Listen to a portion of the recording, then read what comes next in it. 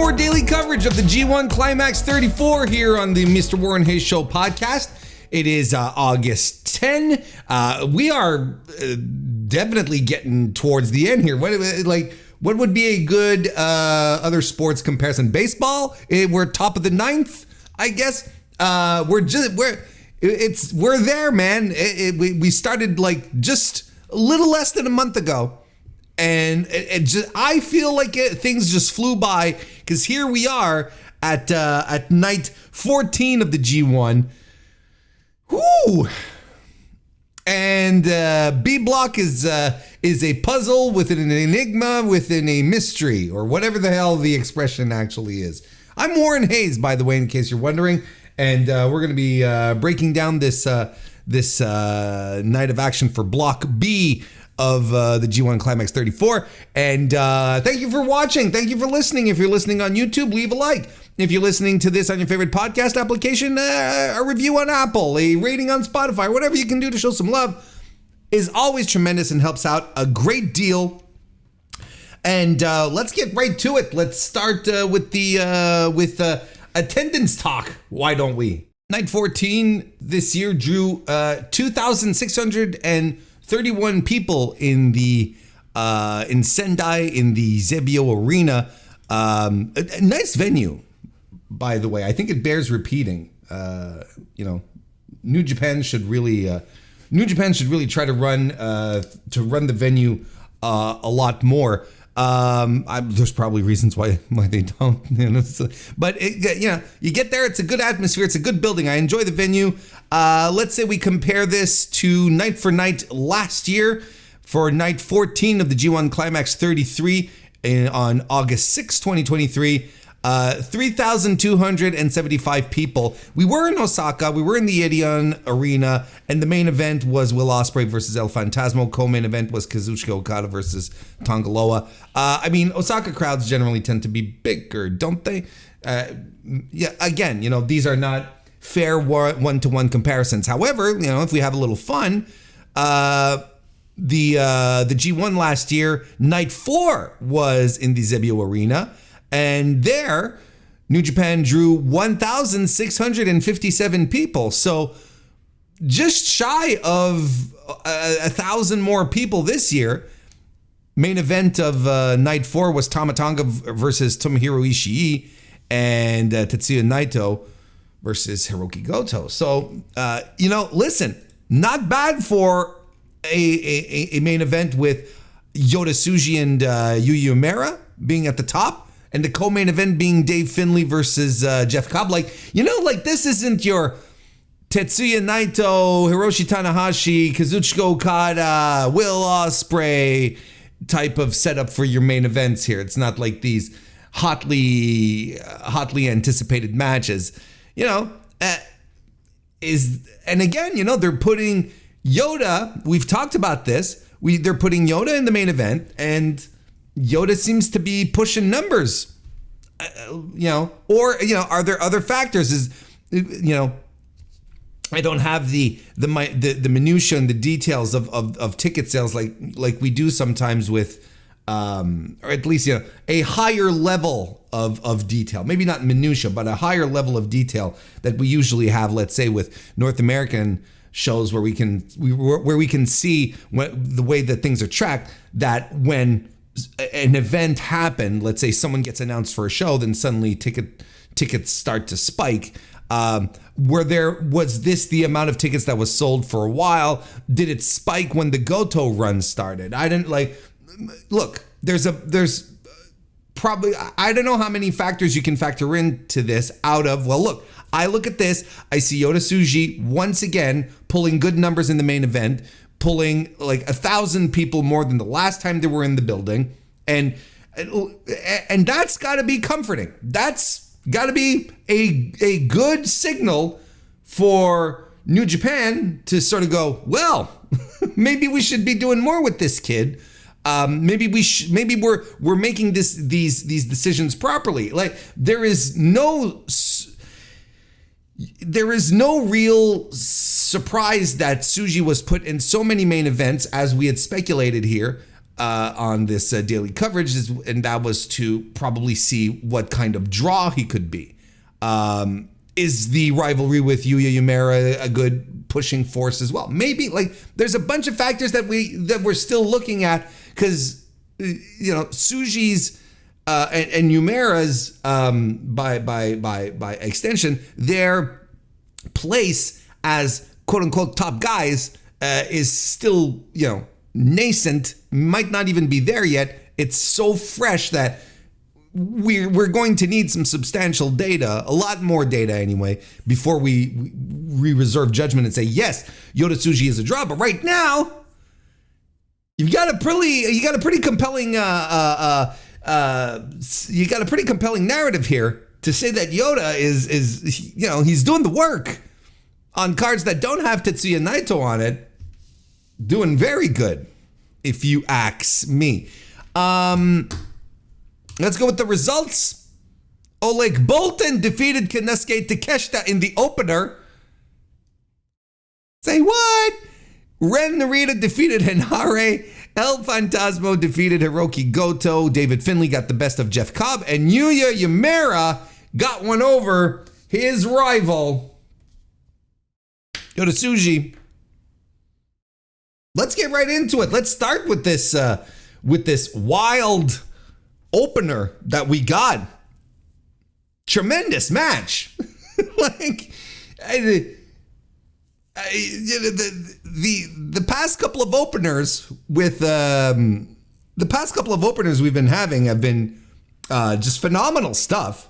And Takeshita does come across as the type of wrestler that he will not take a night off. Like, you're putting him in the opener, he's fighting a newly minted, or a newly graduated, fresh out of the box young boy, young lion, and he's got, okay, let's go.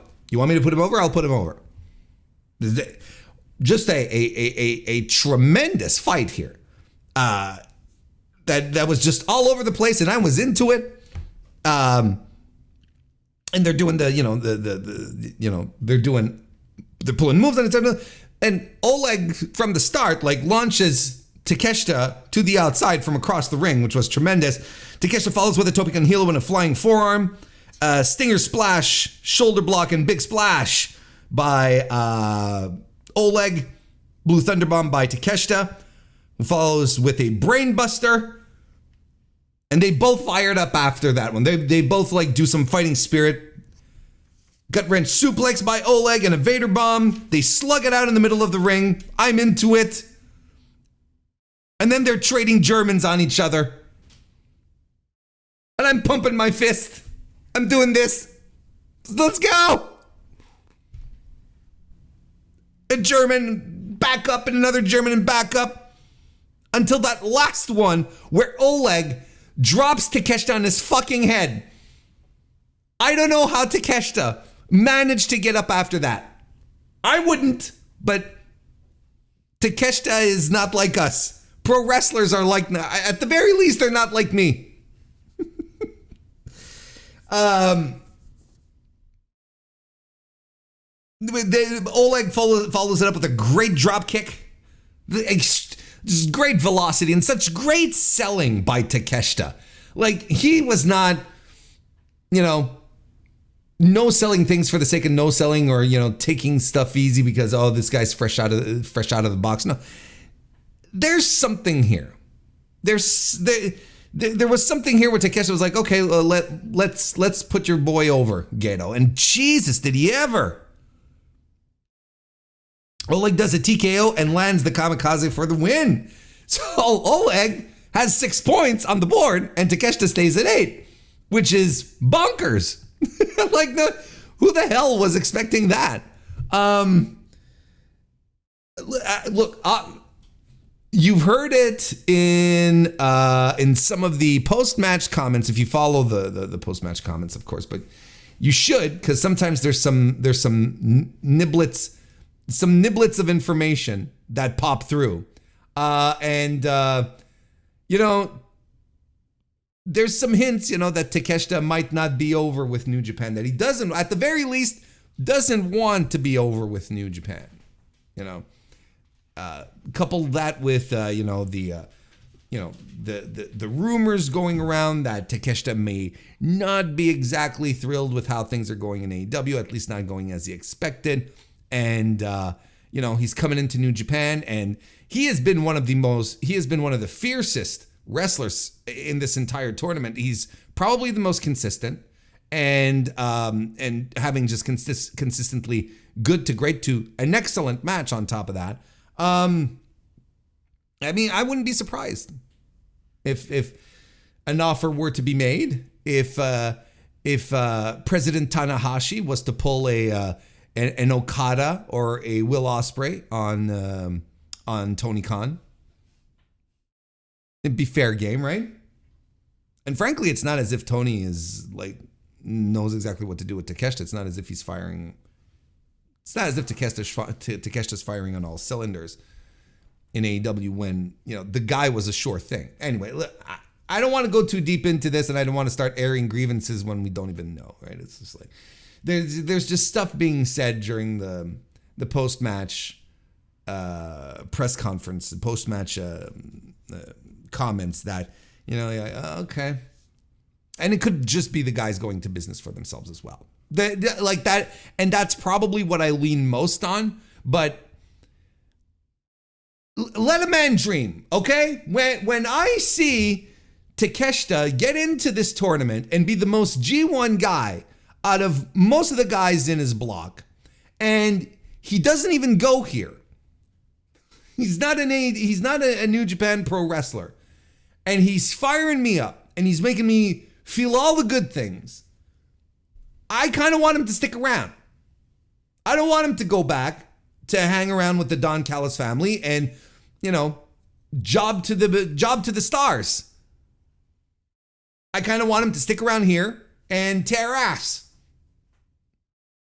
How about that? I gave this 3 3/4 stars for an opener. I mean, what was it was a really good opener. Really not that long ago. Right? Hang on, I'm pulling out my notes. Give me a second here.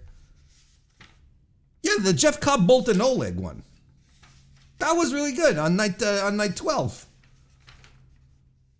And then we had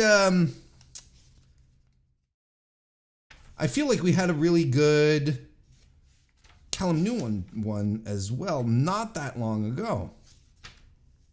Anyway, doesn't matter. And I'll tell you one thing, this match, very close to being match of the night.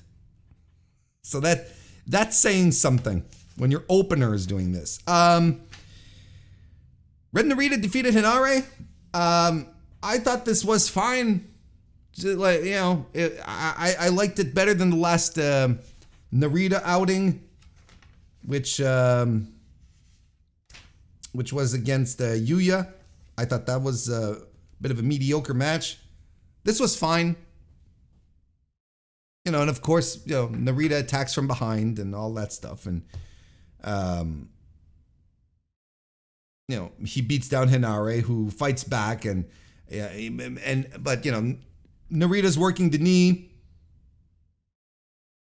And he's using submission work to try and get the top, get the best out of HENARE, who tries to fight back, lands a pop-up Samoan drop. But, there's ref bumps and interference. So, there's stuff happening. The ref doesn't see it. It all comes to an end after a great rampage by HENARE. The ref is distracted. There's a low blow. And Narita hits the X Factor to win. I gave this 3 even because I thought there was just enough good stuff in here, and HENARE's hope spots were very credible, and I was like, oh, okay. There was something going on here. Anyway, believe it or not, Ren Narita is at 10 points, and HENARE's at 6.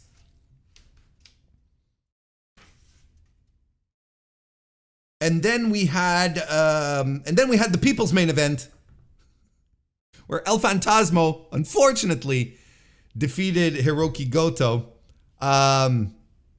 This was very good. I thought this was an extremely strong match. I thought it was terrific. I liked it a lot. Very, very, very good match.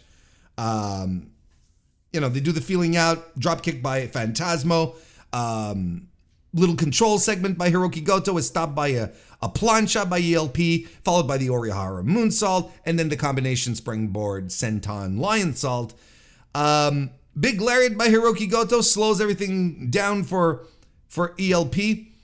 And the crowd is into this, by the way, right? And they're into ELP and they're into Goto. They have, you know, they're torn between their two big baby faces here. Goto lands the inverted GTR and they slug it out in the middle of the ring. ELP avoids the one-man Shoto that Goto does, and instead he does one of his own. He lands it. He lands his burning hammer.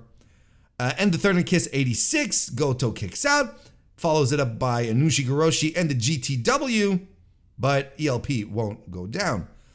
Sudden death by ELP lands right on the button, jackknife pin by Hirooki Goto, and then they start doing some back and forth pins, and I'm like, no. I'm sitting there and going, no, please, not like this. And it was like this. Crucifix by ELP gets the win. And dashes the hopes for Hirooki Goto. No, and I told y'all on the last recap show that we should not be surprised if ELP like suddenly starts landing some wins here, and that he might just spoil the broth for Goto. The broth is not entirely spoiled. You know, to be, we'll talk about it when we get to the standings. You know, ELP at 6 points and Hirooki Goto stays at 8. It's not completely done, but we've just added layers of complexity that essentially guarantee that Goto's not going forward, or at least we'll talk about it when we get to the standings. Anyway, I gave this 3 3/4 stars. This is a very, very, very good match. I thought it had great energy. Crowd was into it. There were stakes. I was into it as well. But I'm afraid the Goto dream for 2024 is coming to a crashing halt.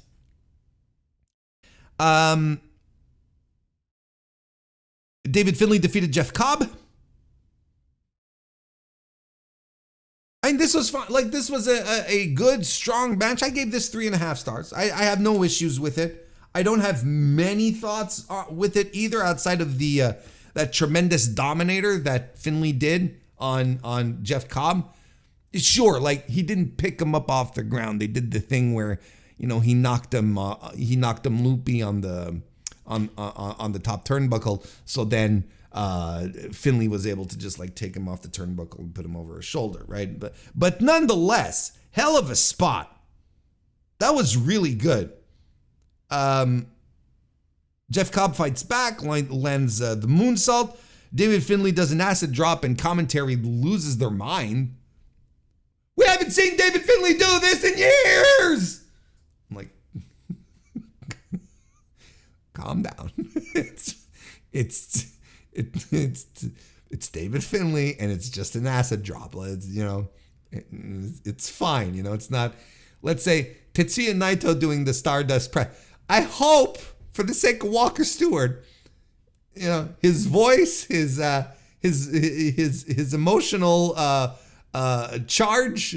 I hope that for the sake of those, I hope Tetsuya Naito doesn't finish a match with the Stardust press, because then, you know, we're just gonna go nuts here.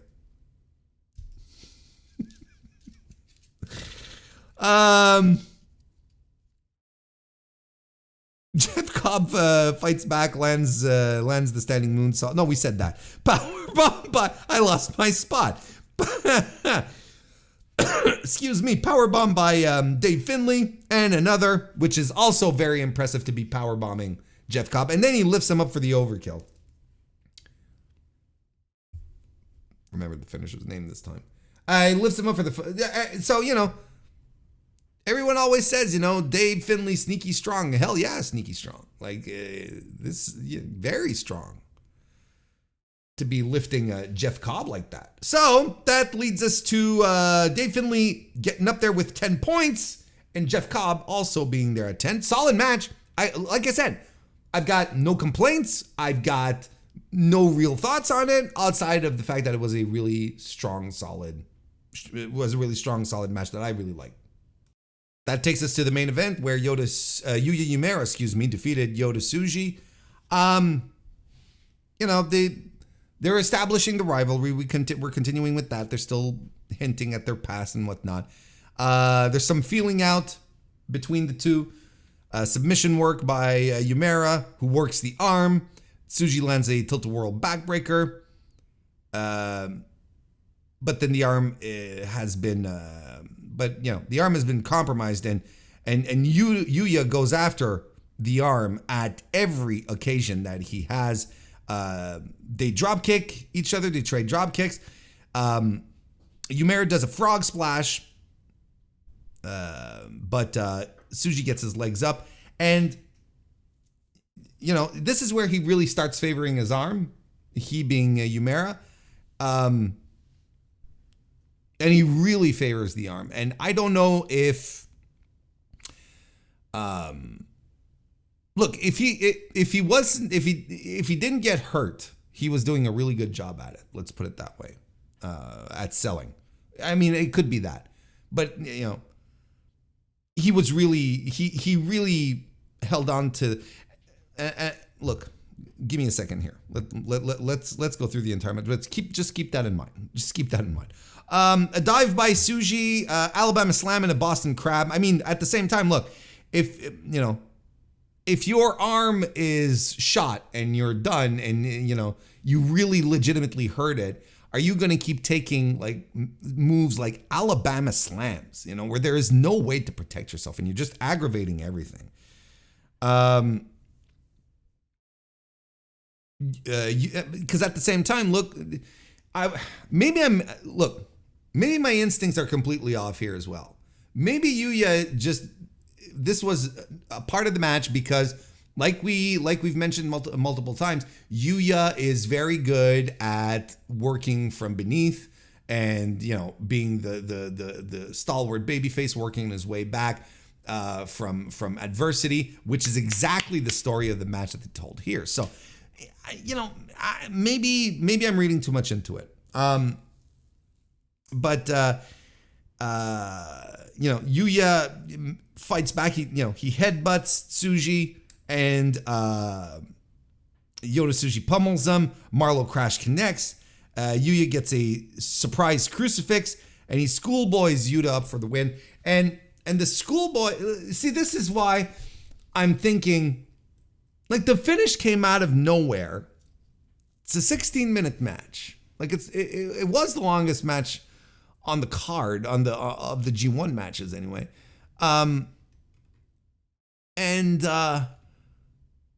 But the main events have been going a little long. We've been around the 20-minute mark much more. So I don't know. Look, maybe I'm just getting worked here, which could be. But his selling job was really, really good. And I mean, look, he was taking. Maybe I'm just completely out of it. Maybe it's just like, no, Warren, he's fine. You are reading too much into this. So maybe we'll get to, maybe we'll get to Wednesday and everything will be fine, right? Because that's the last night of Block B. Maybe we'll get to Wednesday and everything will be fine. And if not, well, we've got till Wednesday to patch things up. It's not a big deal, Anyway, I thought this was, I thought it was good, and I felt like the arm situation added to this, but I'm telling you, there's something that didn't quite connect in this match, and I don't think it's just because these guys didn't put on their working boots. I think it's a situation where, look, I feel like something happened. What can I tell you? I feel like, because I feel the finish just came out of nowhere and was kind of odd. You know, no gene blasters, no heat storm, like none of these attempts. Like usually you get some of that. You get the finishers, you get the attempted finishers at the very least. And there was none of that. We just went to, so I don't know. I'm so divided. You know, and the fact that the match ended so abruptly, to me, that takes away stars. That takes, you know, I'm like, oh, okay, that's kind of weird. You know, a weird finish doesn't help my enjoyment, but I did enjoy how the hurt arm was factored in. I don't know, like I said, this might be just like a tremendous work, but I'll tell you what, I'm buying the Uemura's hurt arm much more than Shota Umino's herniated back. I'll tell you that right now. That's where I'm standing on this. 3.5 stars. Yuya Uemura has 8 points, and so does Yota Tsuji. So that's where we're at in that circumstance right now. As for recommendations, I mean, there's no real standout match in my opinion. I gave 2 matches here 3 3/4 stars. I gave Hirooki Goto and El Phantasmo, and Boltin Oleg versus Konosuke Takeshita. And if you ask me, you know, Desert Island kind of thing, and Warren, you can only take one of those 2 matches, and I'm like, why only those 2? But anyway, if we're doing the Desert Island gimmick, and you really can only watch one, I say Oleg versus Takeshita, and it's a nice, 12-minute tidy match. It's really good. It's a lot of fun. Everyone looks great here. You know how the match finishes, so it's not as much a surprise anymore. But I'd go for that, please, and Goto and El Phantasmo. Otherwise, like, this was a good little night of pro wrestling, but we've seen better this tournament. We have absolutely seen better this tournament. Standings now. Oh boy, my favorite part of the daily. Jeff Cobb, David Finlay, Ren Narita, all tied at 10.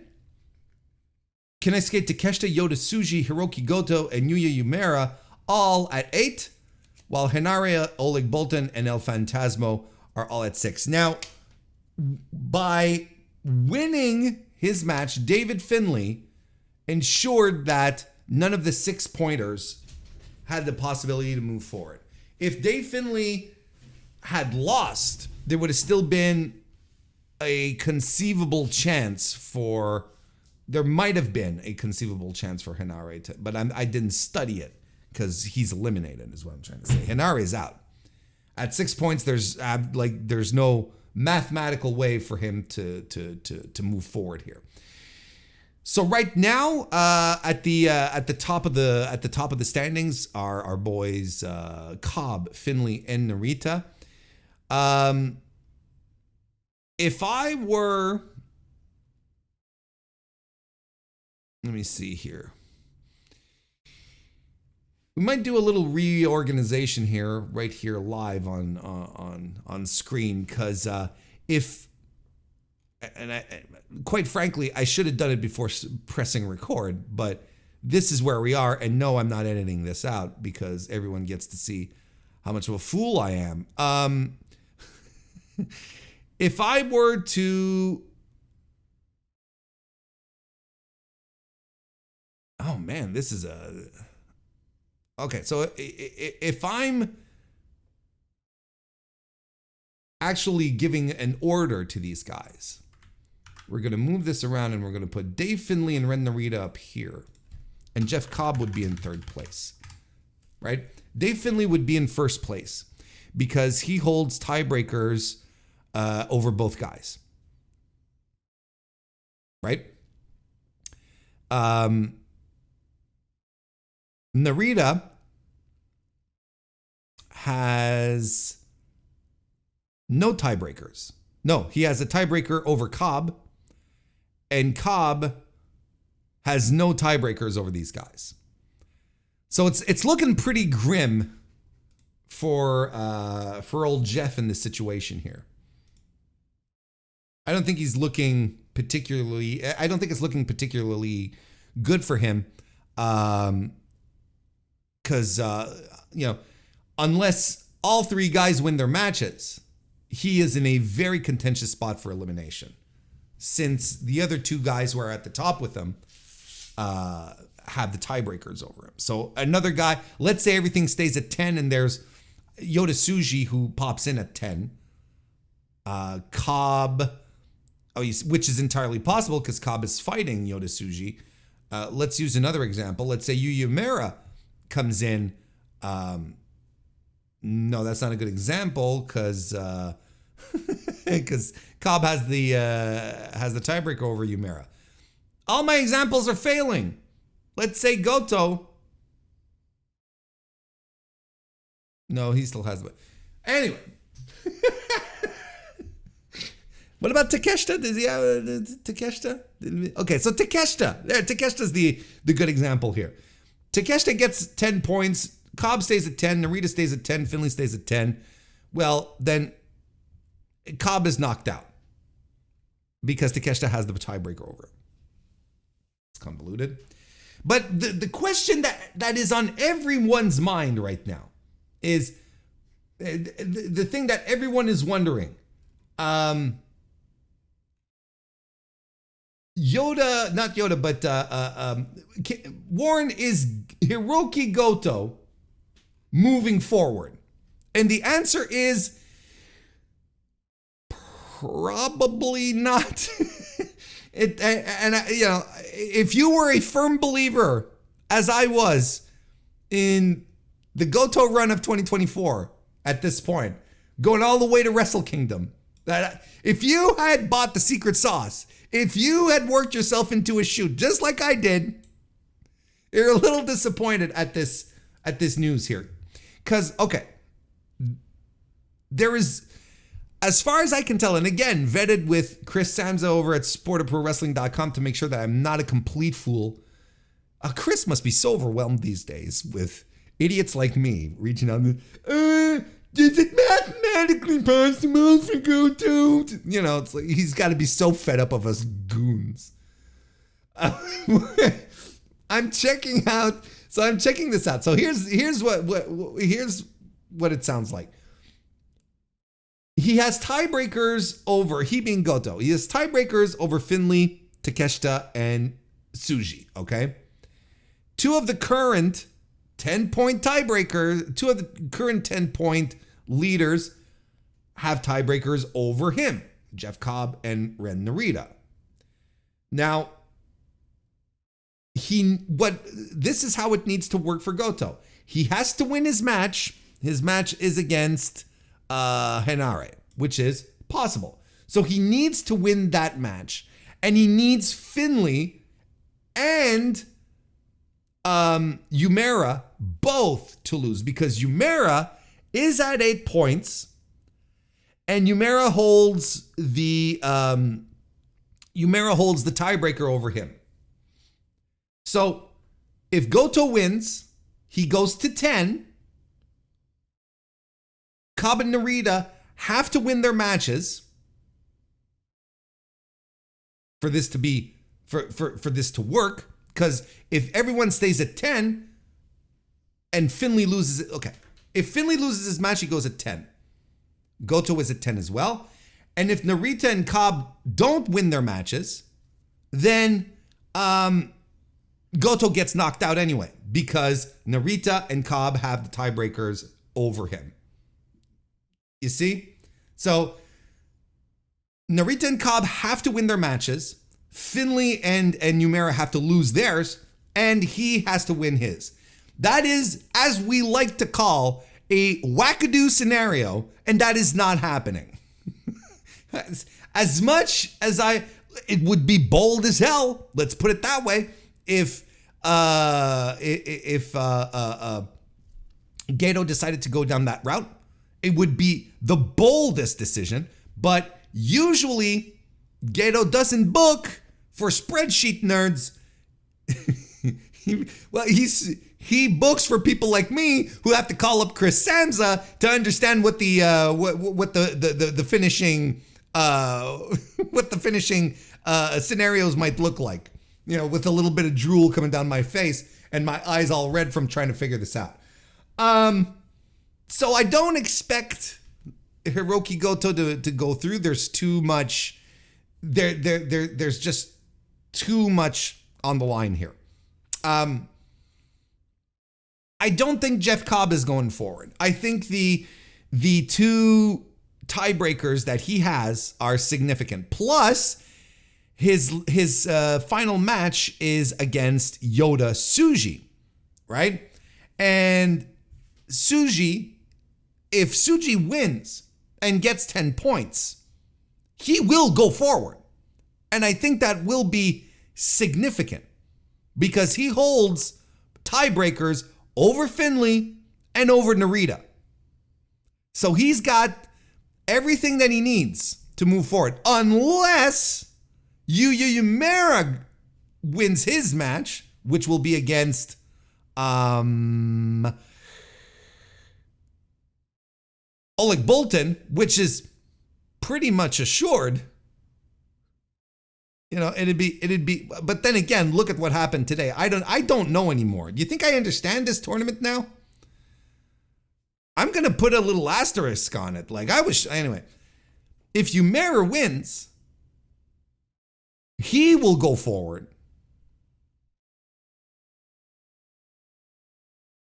Right? And he has a tiebreaker over Finlay and over Narita. It's starting to come across as a little wackadoo though, because he's got the tiebreaker.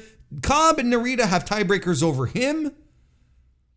He has the tiebreaker over Finlay. We're getting into wackadoo territory. I'm not too sure about Uemura moving forward. I think the simplest path here is Yota Tsuji winning, and he has a very good chance of moving forward. As for everyone else on this list, what about Takeshita, right? Well, let's take a look at our boy Takeshita. He's fighting, who is he fighting on the last night? Ren Narita. So there is a very strong chance that he could spoil Narita's tournament.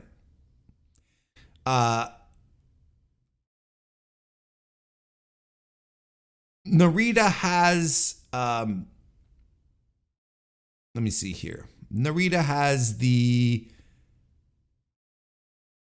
there's a very good chance that Narita is gonna get spoiled here, because Narita only has the tiebreaker over he's got the tiebreaker over Cobb, but not over Finlay. He doesn't have a tiebreaker over Tsuji either, but he does have the tiebreaker over Uemura. So Takeshita wins, makes it to 10 points. If Tsuji wins, Narita is out. If Uemura wins, he's still alive. Then we start going into wackadoo territory, I do believe, as I'm looking at the board right now.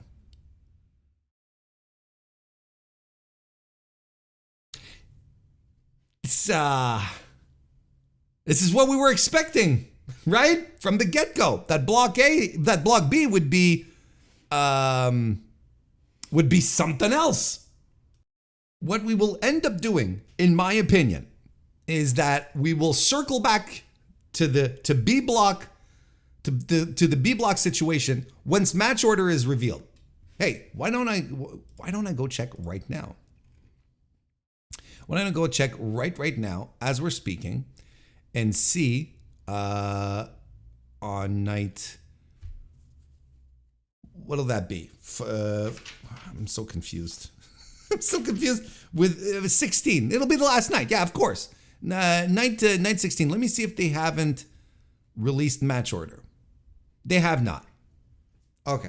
So we still don't know what the match order is for night 16. So likely when we reconvene, for the daily coverage of night 15, we will probably be able to talk about Block B a little more efficiently, because the match order will be very, very telling about what's happening. It will be very, very, very telling. Because, outside of Oleg, Boltin, and Yuya Uemura, which is going to be opening, I'm suspecting Jeff Cobb versus I don't know. I really don't know what could be, because the matches are El Phantasmo versus Dave Finlay, Hirooki Goto versus HENARE, Jeff Cobb versus Yota Tsuji, Konosuke Takeshita versus Ren Narita, and like we mentioned, Yuya Uemura versus Oleg Boltin.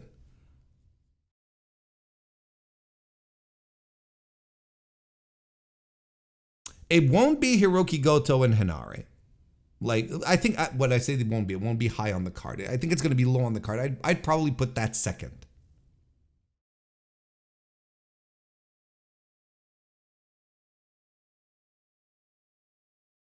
I think the main event might be Jeff Cobb versus Yota Tsuji, because if Cobb secures 12 points, he doesn't have to worry about his tiebreakers unless David Finlay and Ren Narita win their matches. I think Narita and Takeshita might just be the co-main. It might just be the co-main.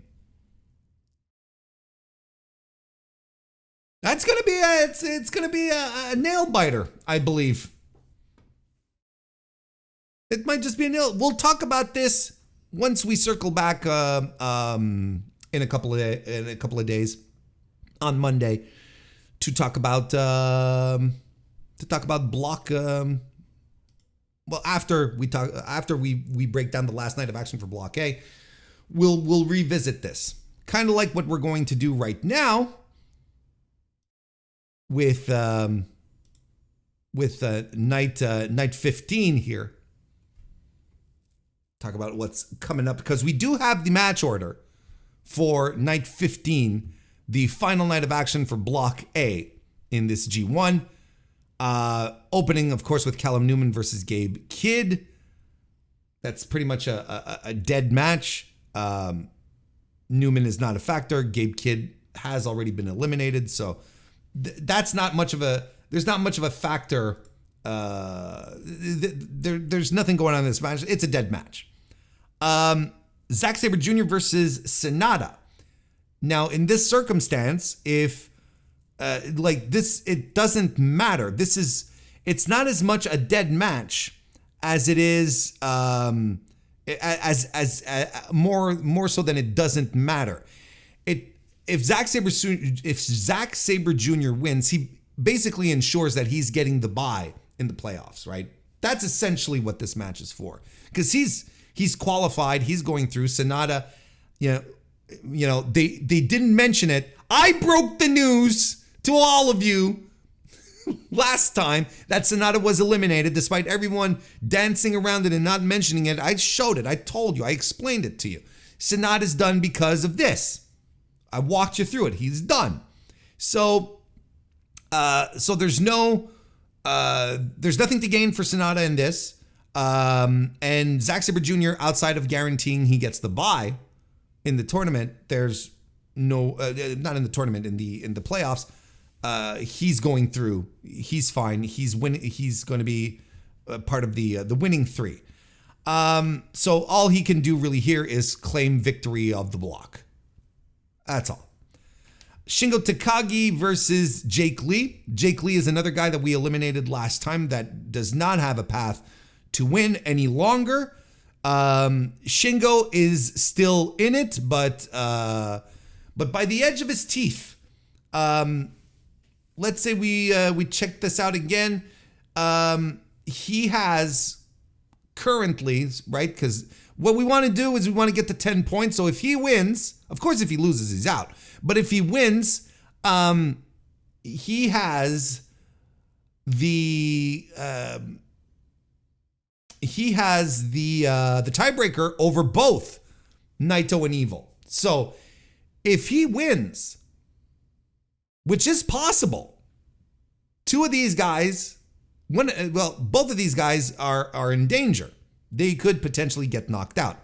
If Shingo wins, Evil and Naito absolutely have to win their final matches. So I would see this happening because that's the match order.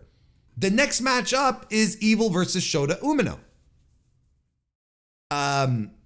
Which is, well, as we know, Shota is eliminated, but he could play spoiler to Evil, just as he could, give Evil the extra 2 points to make sure that he qualifies. Because if that could be, honestly, this one could go both ways. The one which is the most interesting and will keep us interested till the very end is Tetsuya Naito versus Great-O-Khan. And this is why I think Shingo's winning, because these last two matches then become so crucial and so important, and you're adding on some dramatic stakes I think it would be the best outcome. Shingo wins his match, and then Naito in the main event fighting for his spot, but just like Great-O-Khan is as well.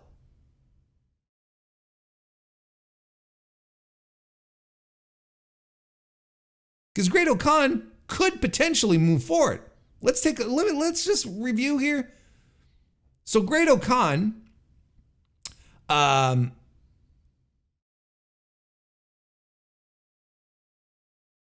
Great-O-Khan has tiebreakers over Evil. Doesn't have against Naito, right? But Shingo has the tiebreaker over him. So let's say Evil were to lose. Let's say Evil stays at 10. And let's say Great-O-Khan were to beat Tetsuya Naito.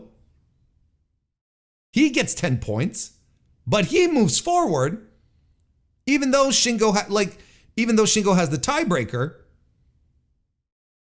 because no one else will have a 10 point. Will have a clear 10 point without the tiebreakers. Okan and Takagi both have tiebreakers over Evil and let me rephrase that. Shingo has tiebreakers over Evil and Naito, and Okan currently only has the tiebreaker over Evil, and if he beats Naito, well, that's it. So that's going to be really interesting. It's a little wackadoo, but not as wackadoo as other stuff happening in Block B. So I still think there's a fair chance of it happening, but it's not as big a chance as we might expect.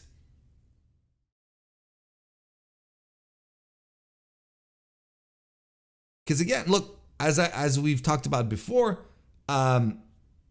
this idea of moving forward, just business wise, booking these shows and adding Naito to it pretty much guarantees ticket sales. He's, because of who he is in the company right now, being the biggest star in the company. Do you take him out off the tour when there's like 2 big nights left? Do you take him off? Maybe, but also maybe not. We've talked about his physical condition. Maybe he should just step back and relax for a bit, take it easy. I think we'd all be okay with this. And, let's say the finishing 3 for Block A are Zack Sabre Jr., Shingo Takagi, and Evil. Well, that's not too bad. And these are all names that people know, people like. And I think people would get behind a Great-O-Khan push. Now, we absolutely do have to point out that in this final scenario, all of these guys are none of the young guys. And we talked about it last time, but we've really got to underscore it here. It's a little weird. It's a little weird. Now, if the idea is to refresh the main event scene a little bit, and you throw in Zack Sabre Jr., who I still think might be the top, might be the guy to walk away with the whole thing. If you want to refresh this whole final stuff and throw in Great-O-Khan, throw in Shingo Takagi that people love. Then at least it feels fresher, but there's nothing new going on here. There's nothing out of the ordinary, fresh, let's push the young guys type of situation. Gabe Kidd is out. Shota Umino is out. Callum Newman, well, we never expected him to be part of it, but he's out too. The new guy, Jake Lee, he's out.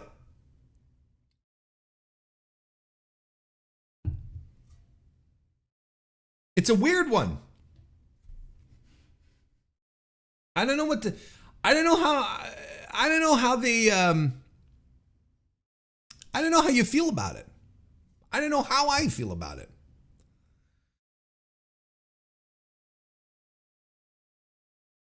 You know, and on the other side, well, on Block B, everything is still open with, you know, a bunch of guys still. You know, you got Narita in the mix, you got Tsuji, you got Uemura who's still in the mix.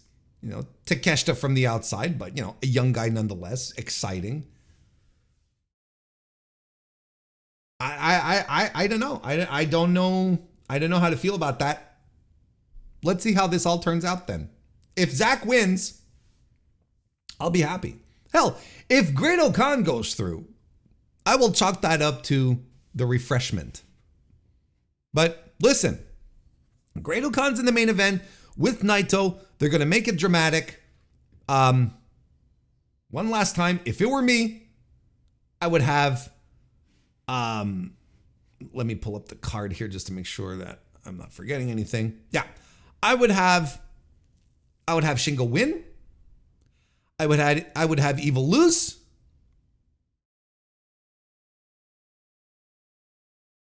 No, I would have Evil lose, and I would have Great Khan win. That's what I'd do. That's what I'd do.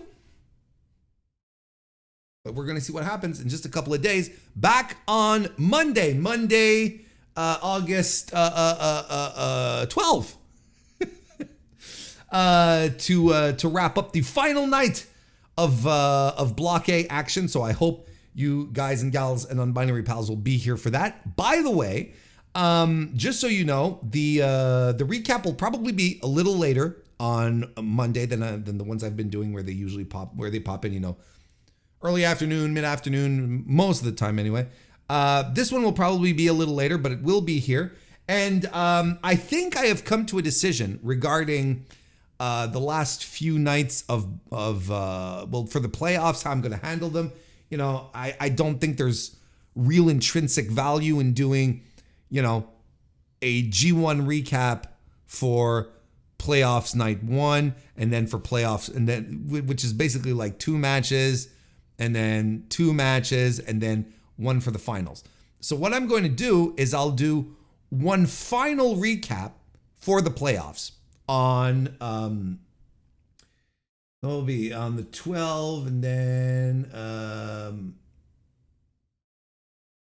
on the 17, right? Am I saying that right? Yeah. So on the 17, I'll do one final recap for both nights, for both playoff nights. So we'll wrap up all the playoffs in one nice little evening, instead of doing like very short and probably very uninteresting audio for that. And then I'll be back, and then for the final of the G1, we'll be covering that on the MrWarrenHayes show proper. Is that all right? Is that okay? So for us, we've got 1, 2, 3 more nights together, or days, whatever. Again, I've been flip-flopping the nomenclature back and forth throughout the tournament, so why not one last time? So, but I'll remind you as we go along. Don't worry if this is all not quite making sense. I'll remind you as we go along. But the important thing right now is to remember that I will be back on Monday for night 15, top of the 9th. So I hope you enjoyed this extra edition of the it's not extra, it's another edition. It's the routine. I hope you enjoyed this. Thank you all very much. One last like on the video if you can, or a 5-star review and 5-star, all of that stuff.